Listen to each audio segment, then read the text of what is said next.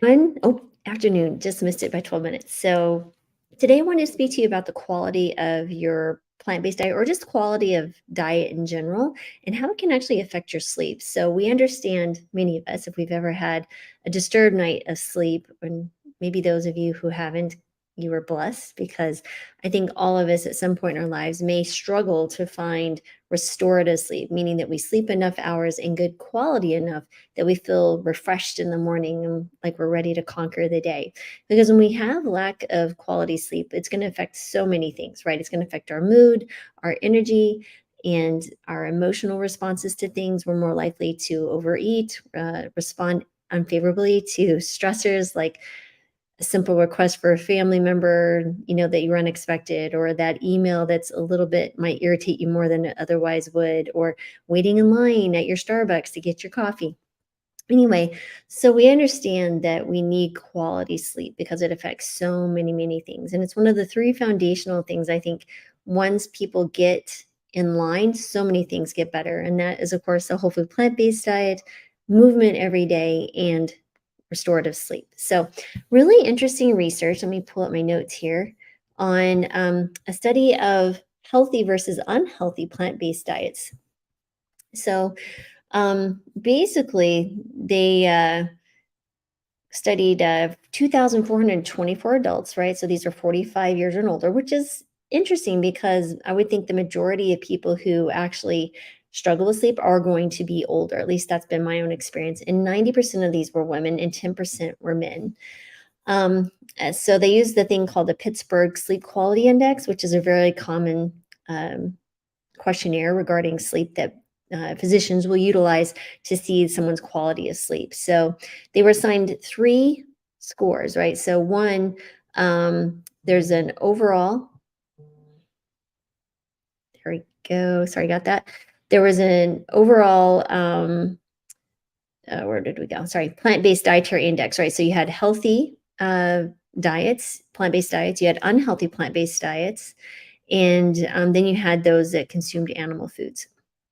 And so all plant-based diets contributed to the index, but only healthy plant-based foods, meaning fruits, vegetables, beans, whole grains, nuts, and seeds, would contribute to a healthy plant-based diet versus the unhealthy plant-based diet. And so with the results, what they found was compared with the group with the lowest plant-based index scores, meaning they had the unhealthiest plant-based diets, they had the 103% higher odds of poor sleep quality. So, meaning that if you eat a plant based diet, and if you're on the spectrum of a whole food plant based diet, meaning no processed foods, no Beyond Burgers, Impossible Burgers, or sweetened beverages, things like that, versus someone who is consuming those on a regular basis, if you're on this extreme end here, you had 103% more likely chance of having an unhealthy, or excuse me, poor quality of sleep. So, and there were some really interesting things here. With each 10 unit increment of the unhealthy score, meaning that I'd have to break it down on their increments. It was associated with a 61% higher odds of poor sleep quality.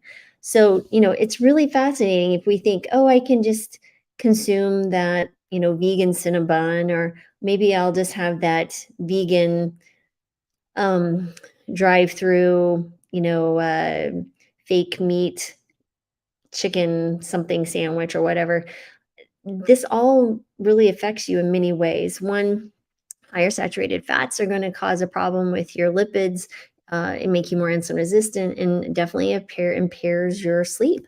So, again, I know it's hard in this world where we're really always struggling to just eat healthy in general because there's so many advertisements, and literally you could drive down any street and see a McDonald's and a Burger King and who knows what, a Taco Bell. Even though they have vegan options, they're not the healthiest vegan options or plant-based options. So I understand it's hard, but that's where things like maybe Whole Harvest would come into play. You can go to like wholeharvest.com/Dr. Marvis and put in plants 30 and get a discount on your first order. Try those out. It's like fresh food delivery. There's also Leafside, which is a dehydrated food that you can add hot water to, and make your own food again. Or of course, you can just buy healthy plant foods and cook them at home. And that takes a little bit more time and prep, but it's so worth it in the long run because we all want to feel good during the day. And if we don't put the effort in to really feeding our body the foundational food, literally, that will impact our emotions, impact our ability to sleep, and decrease risk for chronic disease, what's the point? Right? We just really you're worth every bit of investment of time. And so anyway, I'm going to speak now. I want to just kind of go over why a whole food plant-based diet, a healthier plant-based diet would be beneficial for your sleep. And there is a lot of things here to consider. First of all, it's the nutrients, right? So your nutrients are going to be a little bit different on a plant-based diet versus a more animal-based diet. So first of all, magnesium. So this is present in many plant foods, especially things like almonds, spinach, black beans. And magnesium can promote sleep by also improving your deep sleep. Now, deep sleep is really important for restorative components of the brain. So, for example, sorry guys, my nose is running. The deeper sleep, when you go into that deep sleep, what happens is you can think about it as the night janitorial crew comes in and cleans out all the metabolic mess. So let's think about it. So you have this 3-pound organ in your head, and it utilizes 20% of your glucose every single day. So that means that it's a really active organ, much so than many of the other things that we also tend to ignore. But the brain is such an interesting thing when it utilizes so much energy, meaning that it's going to have a lot of metabolic waste to clean up. So that's where the sleep is really imperative here.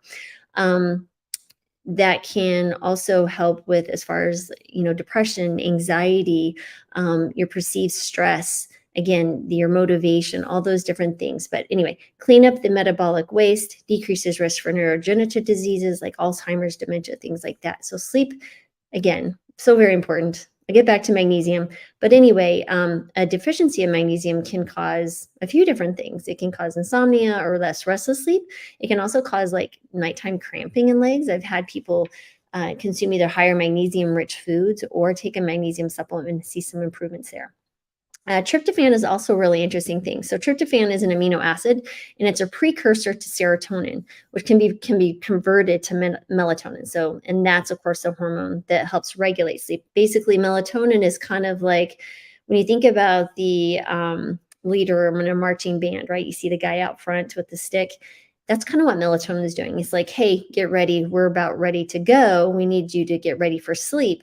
And so it just kind of sets the pattern, or it calls to action everybody, and all the hormones and everything that's getting ready to put you into a sleepy state. So as melatonin increases, all those things start lining up for you to get a good night's sleep.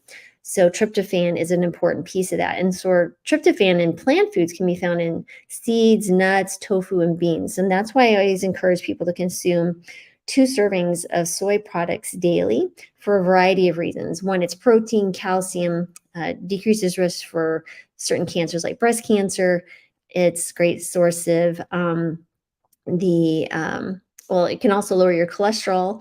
And then the phytoestrogen components, helping with decreasing breast cancer risk, recurrence, and also with your bone health. It's fascinating because it can help make denser bones in a variety of factors. So, but anyway, soy is a fantastic product to consume, either in the whole soybean, tofu, tempeh. You could do soy curls. Huge fan of soy curls. Super easy to make, and they're easy to store in your cupboard.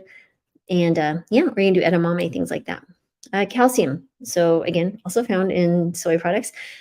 So this is typically can be found in like fortified plant-based milks, your dark green leafy veggies, and some nuts and seeds, especially like almonds. So calcium helps the brain use tryptophan to produce melatonin. Okay, so of course, calcium we always think is really important for bone health, but calcium is utilized in many, many other things as well in the body. And then some B vitamins like B6, which can be found in bananas, avocados, and spinach, can also help tryptophan turn into melatonin. And then, of course, we find fiber. Fiber helps everything. It seems that, a higher fiber intake, which of course only comes from plants, has been linked to more restorative sleep with fewer awakenings during the night. This is outside of a plant-based diet, but I just really want to reiterate that alcohol and caffeine can really interfere with your sleep, especially alcohol in particular can prevent REM sleep, which is that rapid eye movement sleep. And then caffeine can keep you awake if it's consumed too close to bedtime. So let's think about caffeine. When you consume caffeine, it blocks adenosine. And so adenosine builds up over the day, and then it helps make you sleepy as the day comes to an end. Caffeine takes about 8 hours to break down. So if you can think about that, you probably don't want to be consuming caffeine at least 8 hours before you go to bed. Now, some individuals don't break down the caffeine for even much longer. I know that I do better if I don't consume tea, as I don't drink coffee after noon. I have a little bit left of my Earl Grey, but anyway, that would be something to consider. And some people think, oh, alcohol helps them sleep, but actually interferes with your REM sleep. Also, with the plant-based diet, you get a reduced saturated fat intake, right? So some research shows that a lower saturated fat intake will also help with a deeper, more restorative sleep. And then, of course, carbohydrates. If you take in complex carbohydrates like whole grains, this can also support sleep because they make tryptophan more available to the brain, which can potentially aid, of course, in that sleep regulation. Hydration. So when you consume plant foods which have a higher water content, such as fruits and veggies, you can also help with your sleep. Of course, you want to be careful about drinking too much sleep, which might wake you up, and then you have to go to the bathroom. So typically, if I have patients who are waking up in the middle of the night frequently because they have to go to the bathroom, probably want to stop at least 2 hours prior to going to bed by consuming water. And the other thing is the rate that you're drinking water. So if you drink water really quickly, let's say you're like, oh man, it's 7 o'clock and I'm going to bed at 9, and you just chug down that water, you actually might be causing more problems because the rate of the water consumption can also affect your needing to go to the bathroom later in the evening. So what I would do is take a few sips over, half an hour or so, and that'll help dramatically also when you are going to bed and hopefully not have to get up in the middle of the night. Of course, a whole food plant-based diet, as you all know, as I'm a huge fan of using this to reverse or improve diabetes, in particular type 2 diabetes, but also it can help type 1, gestational diabetes, anything that requires an improvement in insulin resistance is where, or lowering of insulin resistance is where a plant-based diet can come in. And there's so many factors involved there. But when you have improved blood sugars and a much more balanced overnight, that will also help with your sleep.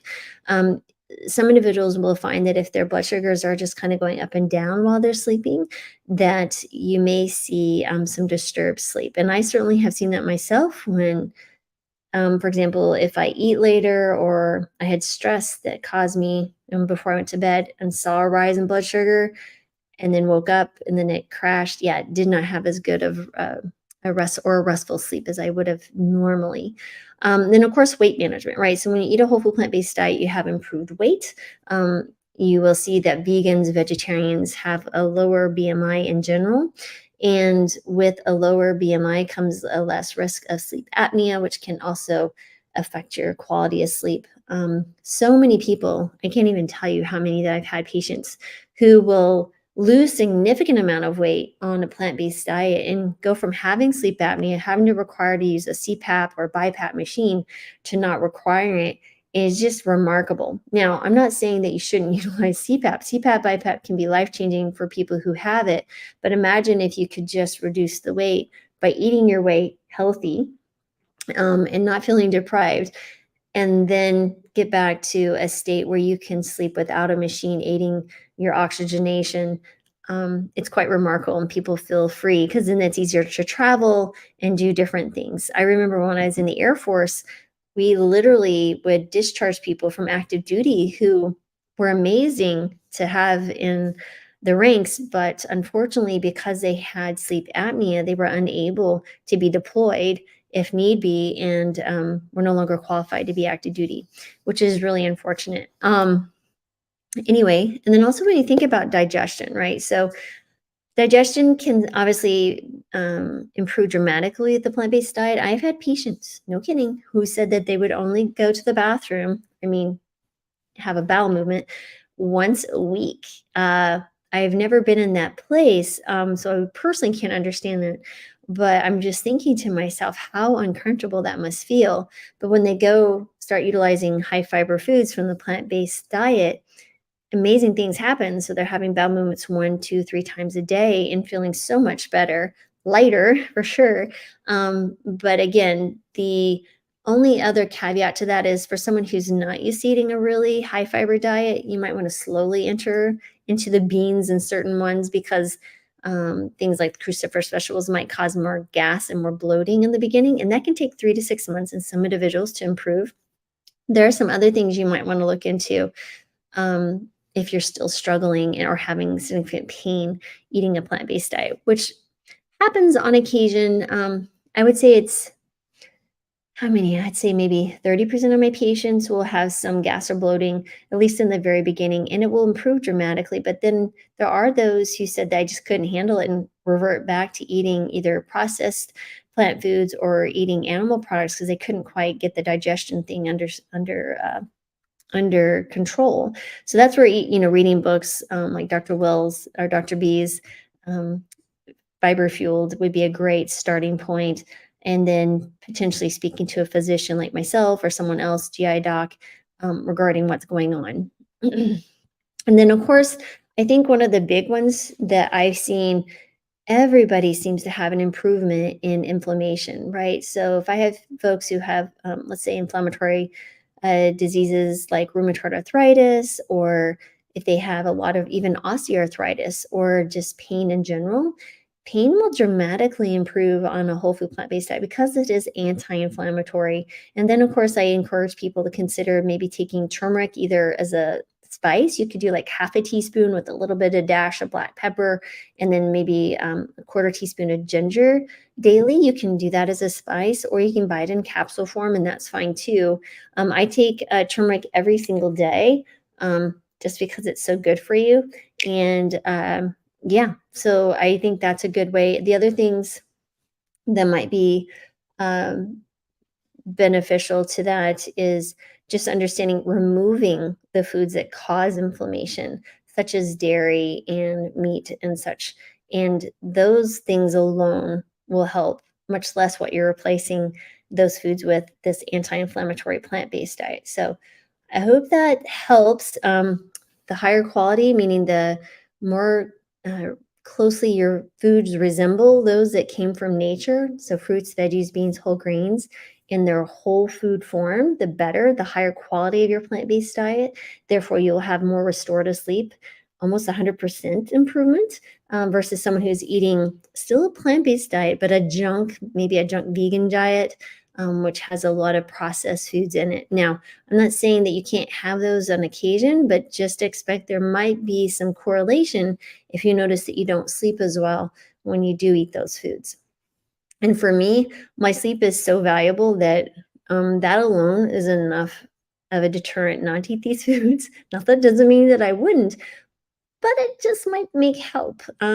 So, in conclusion, I just want to go over again why a plant based diet helps nutrients, including magnesium, tryptophan, calcium, and your B vitamins, the fiber, avoidance of alcohol and caffeine before sleep, reduce saturated fat, the complex carbohydrates, the hydration that comes from eating plant foods, a decreased weight that typically occurs with a plant based diet, improved digestion, and reduction in inflammation. So I hope that was helpful. And yeah, I am looking forward to seeing you guys tomorrow. Oh, by the way, if you belong to the Healing Kitchen, we're super excited. We are selling some amazing tickets. But the Healing Kitchen, you're free to go to our workshop this weekend with Vince Roundtree. And if you're not a member of the Healing Kitchen, if you join, just go to drmarbus.com. It'll say weight loss workshop, and you will get a free month of the premium Healing Kitchen once you buy a ticket.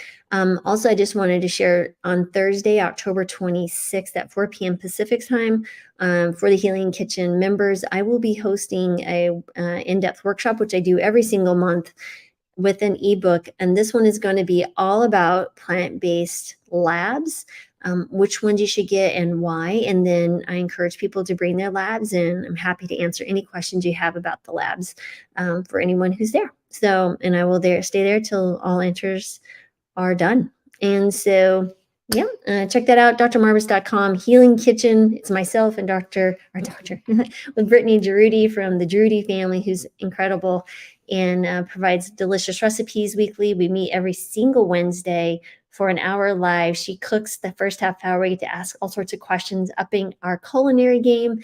And then I answer all and any medical questions. That is with our basic Healing Kitchen, and with the premium, you get all the workshops and you have a private community.